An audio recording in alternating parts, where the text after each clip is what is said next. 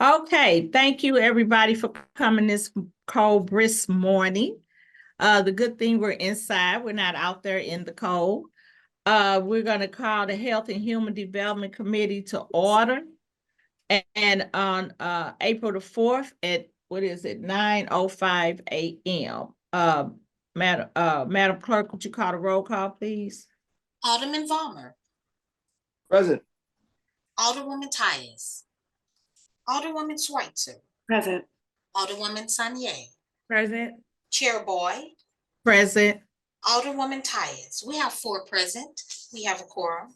Thank you. And so I ask for the approval of minutes from our last meeting. I don't have the date in front of me. I'm sorry. On March 28th, 2024. So Okay, moved. second. Previous roll. All righty. I don't, maybe you voted yet. Wait, I know. Objection. I have a little fun. Gotta see if everybody's awake. Awake. Alderman Vollmer, Aye. Alderwoman Tyus, Alderwoman Schweitzer, Aye. Alderwoman Sanye, Aye. Chair Boyd, Aye. Alderwoman Tyus. We have 4 aye votes. All righty. Thank you so much. And so we don't have any board bills to review. We are having a presentation today. I'm honored to have the health department come in. From the health from the health committee, the concern is we have an increase in HIV, and it's my understanding in women. And I want to say California, they had a measles outbreak. And so with the spring break, I was just concerned that kids will go down there, have a good time, come back, and we wind up with an outbreak in St. Louis. So we'll have Susan Alexander from the health department to kind of explain to us and give us some information that could help us to understand this whole process and how the health department is addressing it. Good morning, and thank you so much for the invitation. Chair Boyd, may I share my screen? Yes. It's going to take me just a sec to set it up. All right, can everybody see? Yes. Fantastic. Again, my name is Suzanne Alexander. I am the Bureau Chief for Communicable Disease, which oversees all of the infectious disease in the city of St. Louis, which includes your normal run-of-the-mill airborne, respiratory, enteric, tick-borne, and other vectors, as well as HIV and STI, tuberculosis, and as you may remember, outbreaks and pandemics of any sort. So it is a big job, and I'm honored to be able to do it. We're going to talk about measles first because I'd like to alleviate some concerns about that, but I do want to present the picture. My goal here is not just to give you an overview of what we are learning in the city, what we're monitoring, but also what we're currently doing behind the scenes in order to prepare for any information that needs to be provided to our city neighbors and to you all, the Board of Aldermen, as well as the Mayor's office. So I chose to go with measles first, if that's okay with everybody. We know that measles is a virus and that it is incredibly infectious. What most people don't know is it is potentially life-threatening. So from 1952 to 1963, there was an average about 500 people dying from measles annually, but just as importantly, about 1,000 people developed chronic disability from acute encephalitis, which causes neurological damage. So from 1963 on, the vaccination program had been so successful that in 2000, we declared measles eliminated in the United States. So normally when we have cases in the USA, it's usually from unvaccinated Americans who travel to other countries and return with no idea that they're sick. And because the virus is incredibly infectious, it only takes one case to cause an outbreak. And even in previously healthy people, measles can cause hospitalization or death. So what is going on with measles? Well, the big problem is that measles can be contagious before symptoms appear. It typically incubates or starts building up and making copies of itself for about 10 days past the initial exposure. And then you're actually contagious from about 4 days before symptoms start, like the rash and the fever, until about 4 days afterward. So unfortunately, because it's a virus and because it's so infectious, there's no real specific antiviral therapy for measles. So we provide medical care to relieve the symptoms and to address complications like opportunistic bacterial infections such as pneumonia or the encephalitis that I mentioned earlier.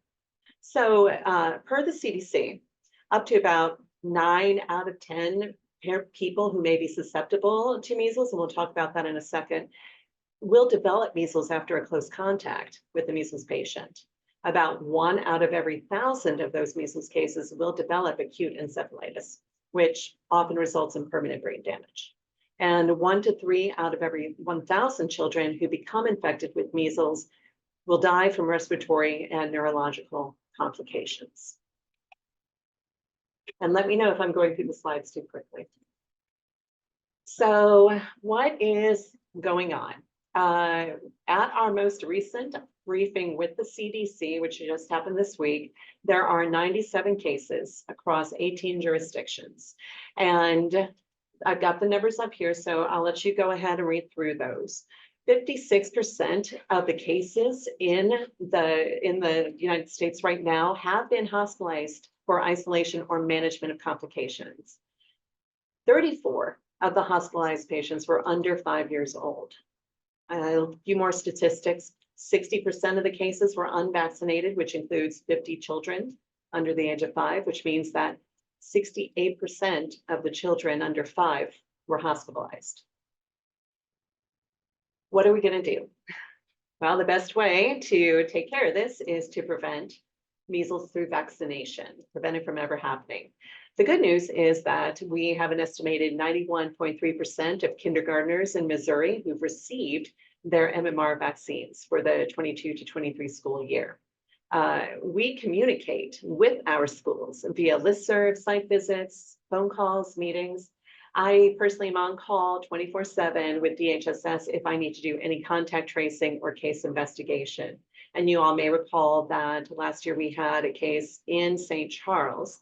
Well, I contacted every single person who had been exposed to the person in St. Charles, and I'm pleased to say that we did not have anyone who was unvaccinated and were not at risk. We also have held training for our communicable disease investigators. We held that on March 6th, and then we had a CDC all agency training on March 29th. Here are the phone numbers for finding out where you can get a vaccination, finding out when you received your last vaccination in case you're concerned about whether your vaccine needs to be updated, which is something we encourage everyone to speak about with their medical provider. We've also created health advisory alerts, which we've sent out on social media. We have a partnership with a local online radio. So we're on the internet. Dr. Madi has talked about it online. And we also have done interviews with local papers as well as national papers. So this is getting the information out to the public and ensuring that our neighbors know where to get vaccines is the most important part of our response to the measles concern. Before I go into HIV and AIDS, does anyone have any questions about the measles?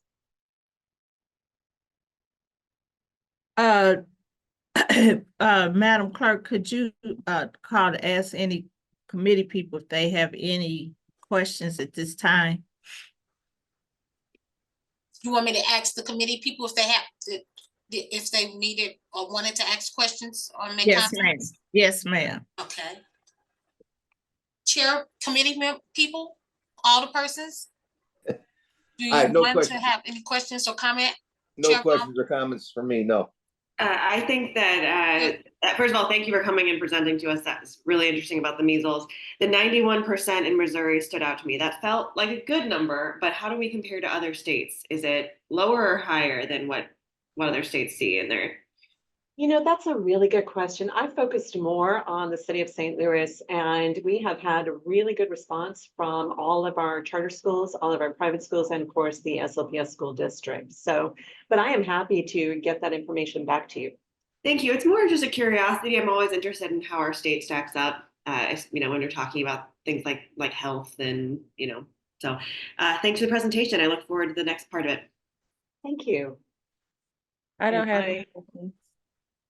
Okay, and so I have a question. So how are we, I hear that you saying that you're on calls constantly, Susan, with the St. Louis Public Schools and other agencies in regards to this measles epidemic. So how are we educating the parents? Because I'm like Alderwoman Schweitzer, so we're at 91%. So how can we improve our numbers in regards to education and empowering those parents? Absolutely. That is a powerful question, Chair, and it is an important question. Education is incredibly important, but what I have found through my experience with talking about the COVID-19 vaccine with my neighbors is that you have to be prepared to allow people to digest the information they're getting from the health department compared to what they're hearing online, comparing to what they're hearing from folks who don't think that vaccines are healthy for their children. We try to walk a fine line between addressing misinformation and respecting someone's choices and intelligence. I never want to put somebody in the position of feeling defensive when so I never say, well, actually, this is what could happen. Occasionally I will bring up anecdotes, and I encourage all of you to, if you know of anybody who has been through measles. I received the measles vaccine at 12 months, which was a week before there was an outbreak in Detroit, where I'm from.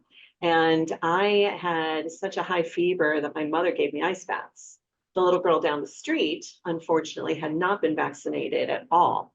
And she ended up with permanent neurological damage. She unfortunately was robbed of her life, essentially, that she had before the measles happened. So I have to stay away from sharing that with people because I don't want them to feel like I'm trying to scare them into get a vaccine. What we try to do is put out messaging that is true, frank, easily understood, and supportive. What the city could do is to share that messaging wherever you go. One of the things I do love is being able to be out in the community, having people see who we are, know that we are their neighbors, and we care passionately about public health in the city, because then that establishes rapport, I hope, and a little bit more trust. And it is very important to everyone at the Department of Health that we become and/or remain the most trusted source of information about public health. Mhm. Okay, that makes sense, because as we all know, it's some people that are skeptical of health in general, and a lot of people think it's a conspiracy theory. I mean, we learned that through the whole COVID thing. And so then a lot of African Americans have a justified reason because of the history on what they were dealt and how they were handled. So to the point where they were injected with germs to make them guinea pigs. And so that's why a lot of people are real skeptical of that. And I respect that. I would feel Yeah. the exact same way. And so what I try to do is ask questions. How do you feel about your relationship with us? Because we want to be separate from the past. We want to respect the trauma of the past, because I don't blame a single person who has been part of a demographic mistreated by the United States government, by the United States itself. And I am a firm believer that we are not going to reach equity until we have health equity. And health equity depends on a lot of things. It depends on economic opportunity. It depends on availability of resources, and it depends on respect. So we do our part. We will continue to do our part. I think that I let my team with lived experience, especially in the Black communities of St. Louis, be the ambassadors because they can speak to that shared experience, right? And I think it is both more respectful of their concerns and also more effective and impactful to hear from peers how they overcame their reluctance to work with public health, to work with the government, and to take a more critical look at what's being offered. I appreciate it. Thank you. My pleasure. So, on that note, you want to start with something that we really hate to have to bring up, but it's a reality, the HIV epidemic. Absolutely. And so I want to give you kind of a little bit of history about the HIV epidemic. I'll go into it a little bit more in the next few slides, but a lot of times you talk about HIV and AIDS and don't really talk about the difference. We have two cohorts here. We've got people who have received a positive diagnosis of HIV, and then we have people who, through either a failure of the system or through a failure of the immune system, the person's individual immune systems, have come to be diagnosed with AIDS, which is the active form of HIV. The goal with ending the HIV epidemic is to ensure that people who are living with HIV have their virus levels. And remember how I mentioned with measles that there's that incubation period where the virus makes copies of itself. That's how you become actively infected. If we can stop the virus from reaching a certain what we call viral load, meaning it can't make so many copies that can be transmitted to other people, then we have what we refer to as U equals U, which means if we can't detect the number of virus copies in your body, they are undetectable. That means that it's untransmissible. So there's three prongs we're working with. We're trying to keep people who are living with HIV from having a viral load that is high enough to be passed to other people. We are trying to keep people who may have reasons through intimate relationships or through familial relationships from becoming infected with HIV. And we're also trying to extend the lives and improve the quality of life for folks who are in that active immune deficiency syndrome stage. So with that being said, we do have a heavy burden of HIV/AIDS. And Chair, I'm sorry I didn't break out the numbers for women in particular.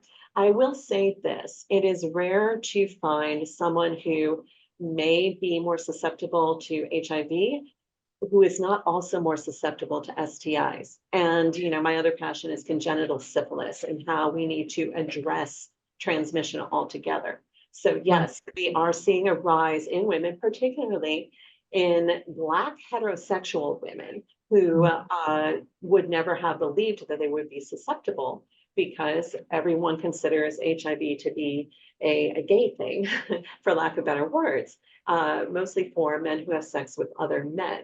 And that's simply not true. And that messaging is difficult to get across because particularly when Black women bear the brunt of oppression in our country and even in our city. And so disease is seen as a stigma, yes, it is shameful, you're not clean. And so it is difficult to provide the messages of support without implicating or insinuating that someone may not be a good person simply because they unfortunately became infected. So I will, if you like, provide those numbers to you separately via email.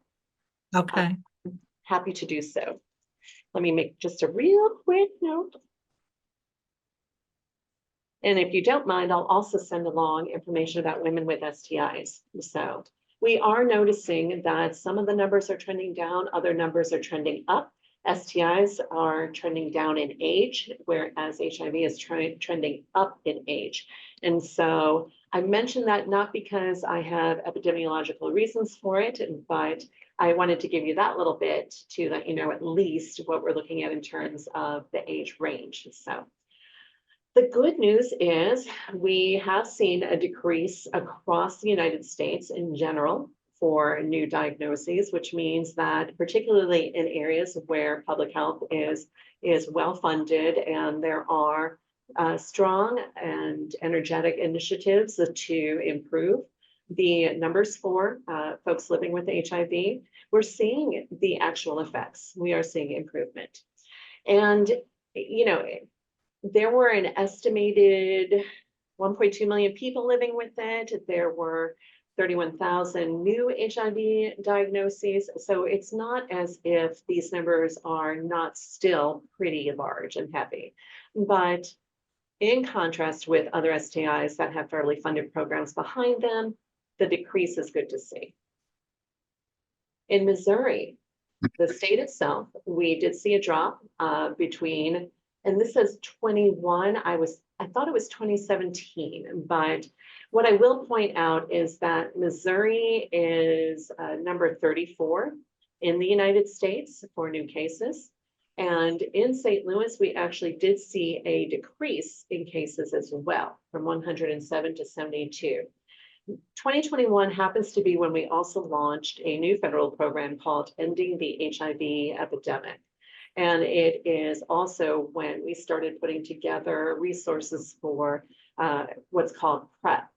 PrEP is pre-exposure prophylaxis, which means there is medication out there that we can provide to people who may have reasons to suspect that they could come into contact with HIV to prevent them from contracting the illness, because the virus can never actually get a foothold on their immune system because they're getting this medication that bolsters their immune system against HIV.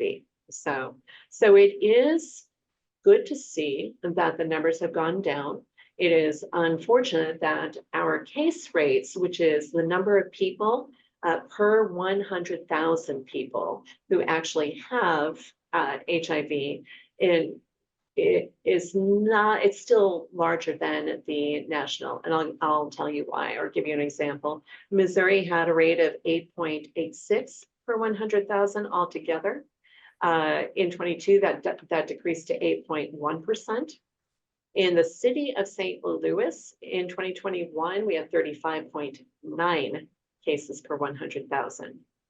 So that's about 4 times worse than the state rate and more than 3 times the national rate. In 2022, even though we had a decrease of 72 new cases, it's still 24.2 per 100,000. And remember, I said the case rate for Missouri as a whole was 8.1 per 100,000. So we're still about 3 times worse than the statewide rate for that year. Take into account, a lot of this is because we have a denser population.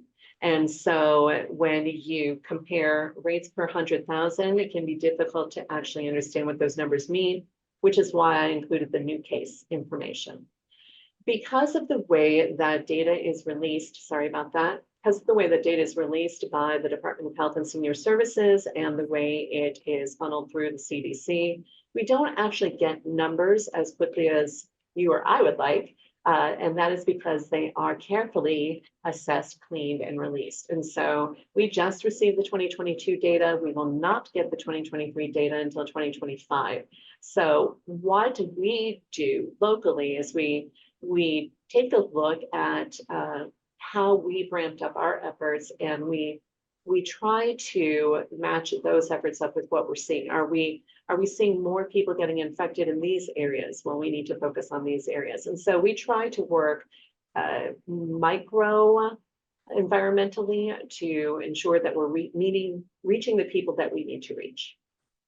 And we're seeing a lot more support for this at the national level, which is good because that's where we get our funding from.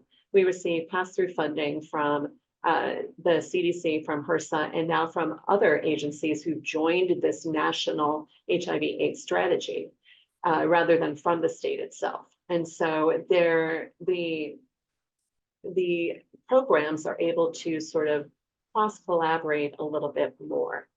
Our goal is to reduce new HIV infections in the United States by 75%.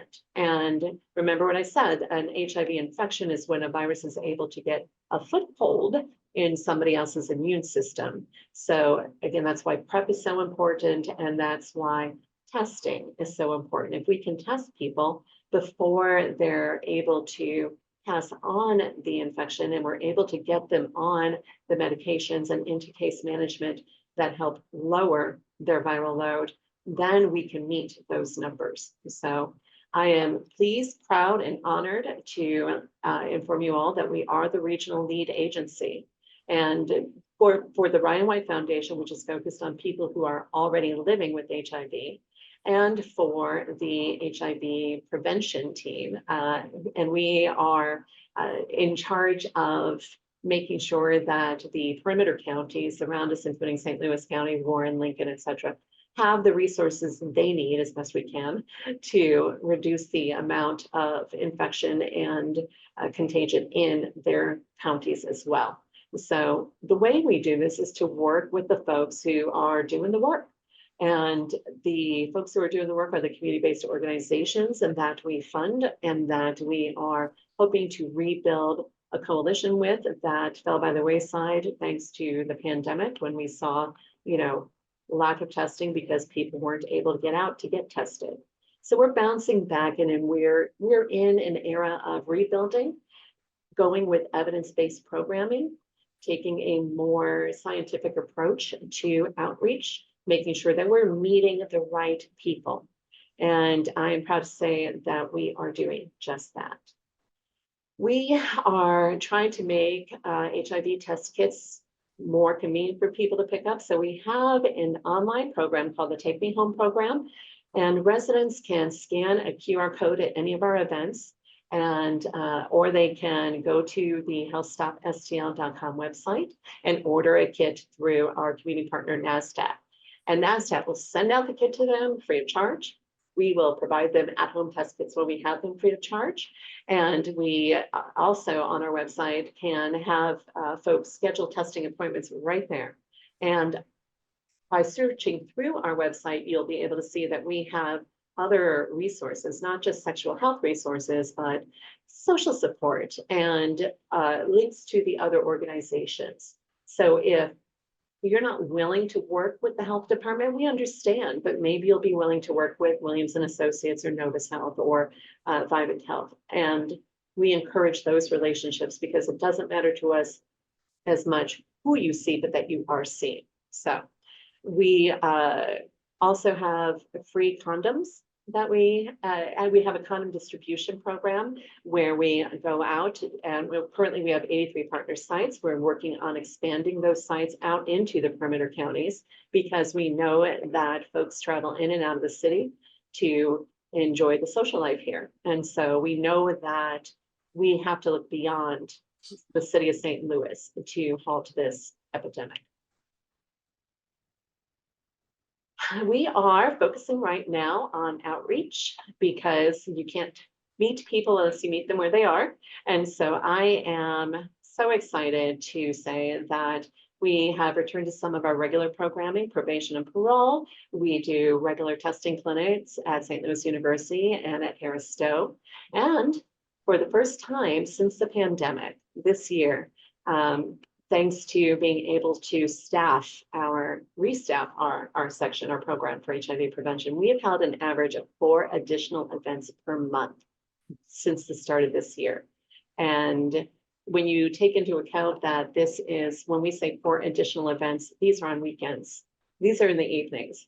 And so we've finally got enough people to staff these events and to provide the testing and answer the questions. So it's very exciting.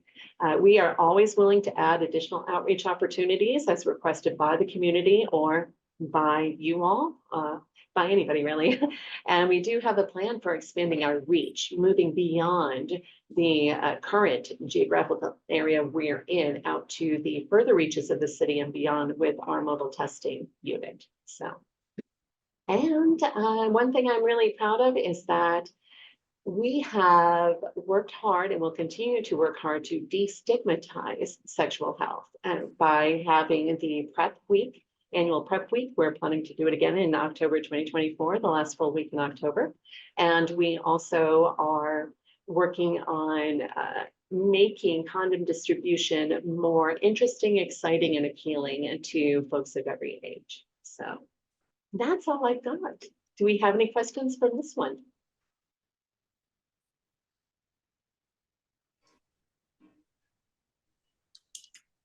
Alderman, No questions. I believe you've had a very copious amount of information there. You've covered most everything. Thank you very much. Thank you. I could give more. Alderwoman Schweitzer. Thank you so much. That was really interesting as well. One of the things I noted that you talked about was working with clinics in the city to have your products available or the products available for testing. And one of the things we talk about a lot is the difference between the county health department and the city health department is the clinic piece. Do you feel like that relationship is working with clinics in the city of St. Louis and the way the health department does that work is best serving the people at this time, or I just love your thoughts on that in general. Well, my thoughts about that in general, let's see. So I'm just a bureau chief here. I don't make policy. Would I love to be able to offer more services to our neighbors? And that's how I think of everybody who comes into our clinic. You're my neighbor. So I want to do everything I can for my neighbors. Is it logistically possible? Is it operationally a good investment? Those are not questions that I'm empowered to answer. I do know that when we have to refer people out for care, sometimes we lose them because they are coming here, they know they're going to get free service, but there's still a cost, right? There's a cost of time. Sometimes there's a cost of getting the transportation. Sometimes you've got to wait for a friend to do it. Sometimes you got to take time off work. So I know that there is always a cost. Now, if we have to refer people out to a community partner, there's still a cost. There's an additional cost. And we don't know what that cost will be. Maybe the person cannot take any more time off than they took today, and they need to get everything done today. And that's why they don't show up at the places where we refer them to. So that will always be my priority because I'm lucky, that I get to make that my priority. I don't have to balance the logistic, operational, and budgetary concerns. Thank you. I appreciate that. And can you talk a little bit about the relationship between the St. Louis City and county health departments around this topic, if there is one? Oh yeah, there's a big one. We always invite the county in to our Pride booth, for example. The county is always willing to support us with clinical endeavors. We meet each other regularly about other issues. Right now, we have a joint work group for a different problem, which is congenital syphilis. And so I meet with my counterparts over there once a month or so. So I would consider us having a good relationship. Does that answer the question, or is there? Yeah, it does. It's just such an interesting thing. We've got these two health departments in the very, there's more than that, obviously, but St. Louis County, St. Louis City, and some of the services that are provided are different. Some are very complementary. Some are the same. So it's always interesting to hear how we, how the various departments work with the county to best use the resources that everyone has so the most good can happen. Because you're absolutely right that, people are going back and forth. This is not, we're not that big of an area. Right. So, okay, well, thank you so much for your time and everything you presented today. I appreciate you answering my questions as well. It was a pleasure and an honor. Okay. Alderwoman Saunier. Thank you, Chairwoman Boyd. I had a question just in connection to these numbers and all of this going on. Is there any relationship, or are you all talking about potentially talking to the schools? What type of, is there any type of education or awareness or information shared to families or students that are in our city that are, young students either in SLPS or other schools? Thank you for that question. We are working to make sure that we can tailor our presentations for an abstinence forward philosophy because it is difficult for parents, necessarily school administrators, to endorse sexual health for minors.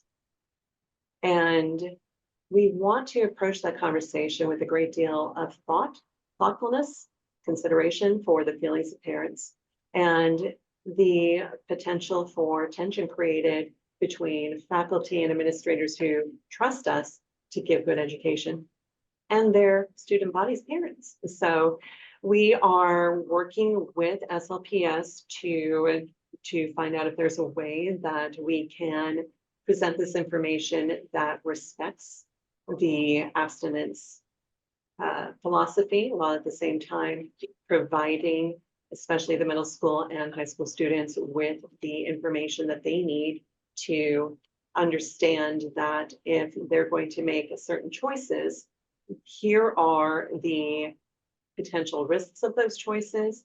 Here's what would prevent the risks of those choices. And here is why you should, have transparency with your parents and healthcare provider. Those are all things that dance around the subject of autonomy and respecting that parental authority. And so that is a non-answer, Alderwoman, and I'm very No, sorry. I think, We're no, that's working on okay. it, I was but- on the school board, so I know what their current policies are. So what I hear you Yeah. saying is you trying to figure out a way to give this type of education without necessarily going against a abstinence framework. In the long run, particularly with our Black families, we want to respect every parent, and we want to demonstrate that we know we have to earn trust. We need to be aware and considerate of religious or philosophical differences.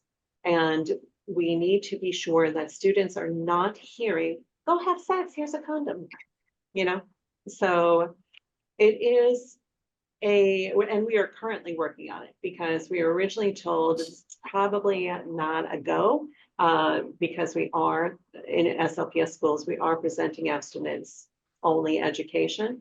And so I've wrestled with this problem a lot. I know what the teen pregnancy rates are, not off the top of my head, but I know what they Yeah, are. also teen so- STD rates. Yeah, so yes, especially among young women. And we know that a lot of that, I won't say a lot of that, but in our older range of that youth population from 14 to 24, we know that some of it has to do with the rate of drug use, of substance abuse, and folks coming into St. Louis, which is a hub, and bring in whatever from the rural areas, because now we're seeing more STIs in the rural areas. And we know that that's not a coincidence. So, yeah, these are very difficult conversations to navigate, especially with a community that has zero reason to trust us to have their best interests in mind. So I am absolutely not going to stomp on parental feelings about this, even if we were allowed. We just need to figure out what the best way to get the abstinence forward message across is. Okay, thank you. Sorry. Again, I know it's not really a good answer, but it's No, the one I no, got. Well, I think it's not that it's not a good answer. I just think the topic is a challenge because and it's ironic, if you're not a mother, you can't relate. And so I had two girls, so I can relate. With your sons, you automatically, when he turned a certain age, okay, here's some condoms. This is what you need to do. But with girls, it's an education piece. And so you have those dialogues. And so I was one of those point blank mothers. Okay, let's have a conversation because, feelings are going to happen. So some parents are uncomfortable saying that. They don't know how to present that to their kids. And then a lot of times the kids feel like, because mine used to say in your day, well, no, it's the same. Sex is sex. I don't care what day it is. It's the same thing. but you just have to think about choices. And that's how I kind of brought it to my kids.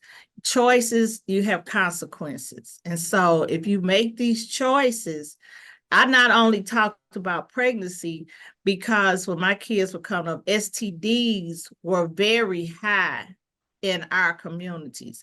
So I'm letting them know. And I used to tease them. I said, you do know they have disease, there's no cure.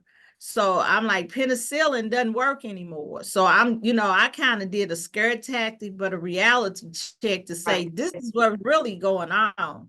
So I'm proud to say, they didn't get pregnant, they didn't get the disease, but they listened to me and we had honest conversation, but a lot of parents aren't there and they don't know how to present that to their kids. They feel uncomfortable. So And I'm one just, of the things, oh, I'm so sorry. no, go ahead. One of the things, I mentioned that Black women bear the brunt of oppression, and I feel as if because of the objectification of Black female bodies in popular culture, the idea that your daughter would be someone to be ashamed of or to judge is painful, I would think. I know Right. it was for me with my daughter, and that's coming from a place of privilege. So historically speaking, we are dealing with it is difficult to walk that line between respecting that trauma. When you think about it, that's what it really is. Even if Right. they knew how to have that conversation, I have had parents tell me, I don't even want to put the idea in her head. And I cannot sit there and argue with a mother who is genuinely afraid for her daughter, because that's what it is. She's afraid for her. She doesn't want her labeled. She doesn't want to add to the stigma and shame and the objectification of her daughter. She doesn't, want to police her any more than she's already had to throughout that child's life. Right. The things she wears, the way she carries herself, the people she talks to. So it deserves careful consideration. The parents deserve our respect, and we are required to earn their trust. Right. And so I think it's a lot of aspects that cause this to happen. Videos, the records, the crowd that people are in. And so I guess my thing is maybe not so much the kid, we probably need to look at educating the parent, how they can have the dialogue. What do you think will open the conversation for you to feel comfortable enough to start this dialogue? And so now, like I said, back in the day, it was STDs. Then I remember when AIDS was like devastating, it was killing people to no end. And so it was all about education. And so I'm just trying to figure out how the health department, as Alderwoman Schweitzer said, county and city can be more vocal in regards to educating our youth to make them feel comfortable enough. Because it used to be a time, and I think it still is, youth could go to the clinic and they could, is it for pregnancy, get tested for pregnancy, and the parents didn't have to know. So they could try to figure out how to deal with this. Then the clinic will work with them to say, okay, now we can talk to your parent. But I don't know if that's still that piece in place for those kids. And so I just think our kids don't understand. And then another thing, I think people never are knowledgeable about, and me coming from the long-term care atmosphere, seniors are getting this more than people think. Yes. They're in these nursing homes, these long-term care facilities, senior buildings, they're getting the STDs, HIV, this stuff is popping up, and people like, how are they getting this and they're in these places?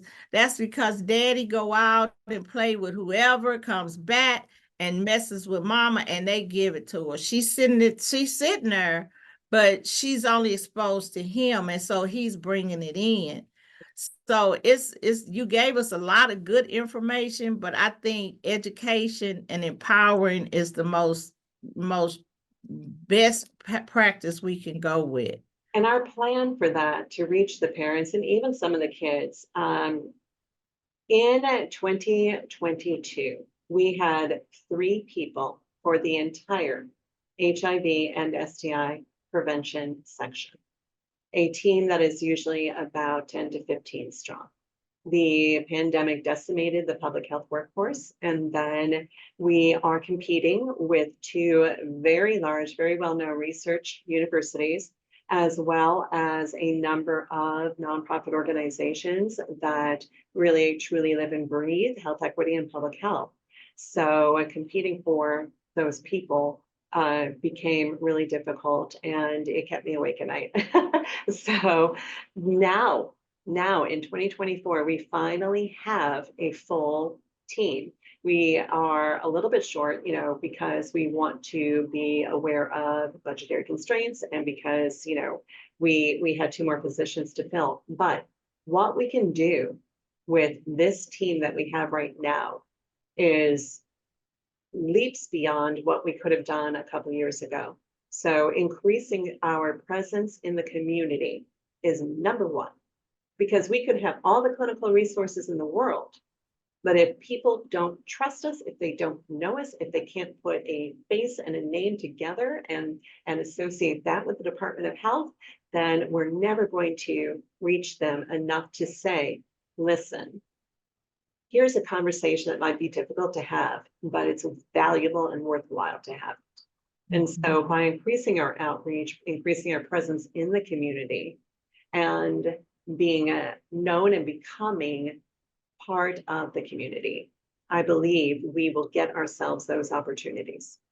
Okay. So do you all connect with federal clinics? The FQHCs? Uh-huh. Absolutely. Now, Okay. the FQHCs, of course, they have a very specific model. They are if you have somebody who has Medicaid and they already have a primary care provider, the FQHCs technically do not see them, because according to the CMS, the Centers for Medicaid and Medicare Services, they are required to register patients in order to treat them. So if they already have that primary care provider assigned to them by Medicaid, they're not actually eligible. And our FQHCs are so invested in being out in the community and in finding ways to expand that reach, that they will refer people to us and we will refer to them. I actually talk by email, I talk with Dr. Tepe from Affinia every now and then about problems I'm having, like where can we have folks go for a rabies vaccine? Because insurance often doesn't cover it. That represents a huge financial burden to folks. The emergency room will give it to them, but first of all, that's not really an appropriate use of the emergency room. And secondly, the patient has to wait anywhere from 4 to 12 hours to be seen, depending on the level of the triage. So we're looking for solutions together with anybody in the community who will partner with us. Okay.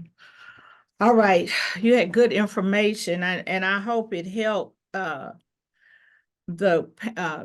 panel, the committee, for them to understand, how serious this is in our community. And so it's pretty much, I feel HIV is like blood pressure. It's a silent killer. And so if you don't get it treated, you will, leave this world. And so I don't think, if you've never seen anybody die from this and what they suffer with, it's very unbearable to see how they suffer and how it attacks their bodies.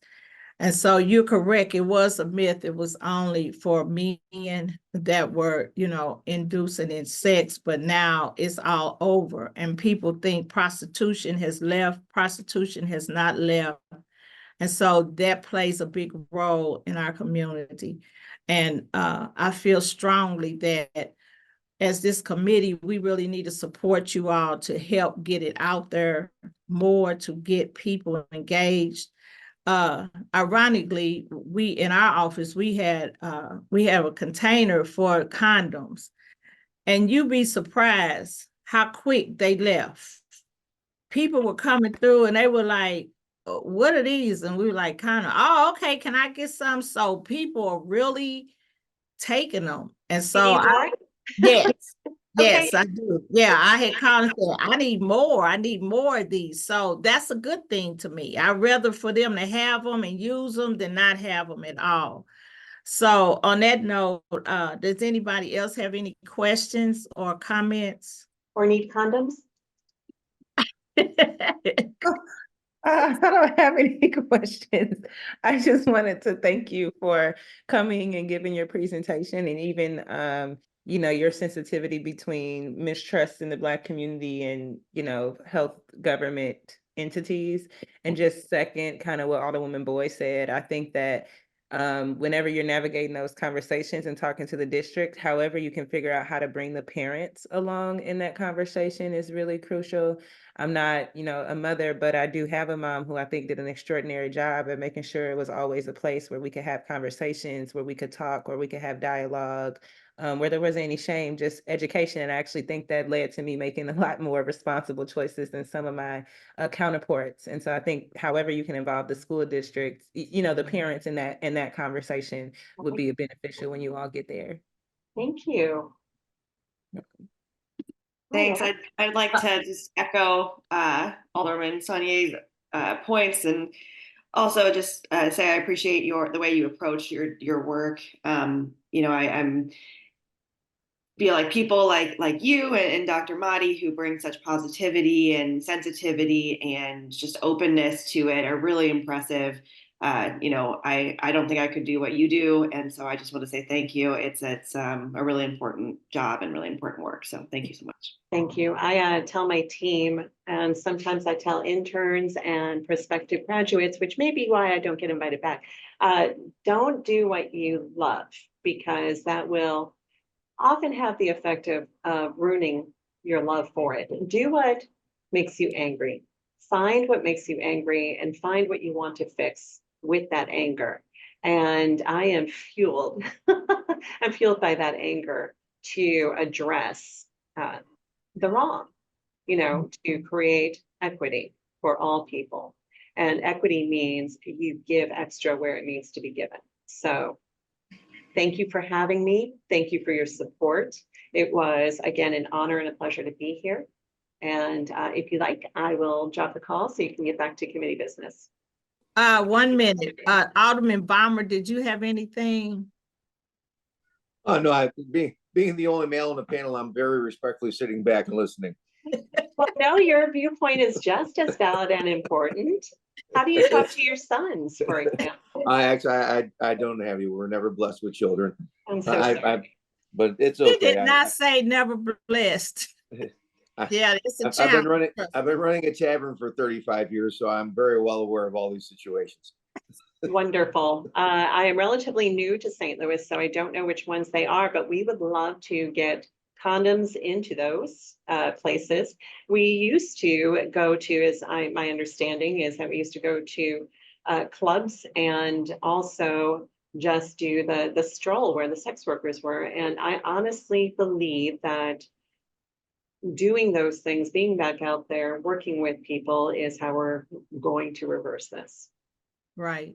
And so do you have a rate for high school students in regards to this? In regards to STDs and HIV?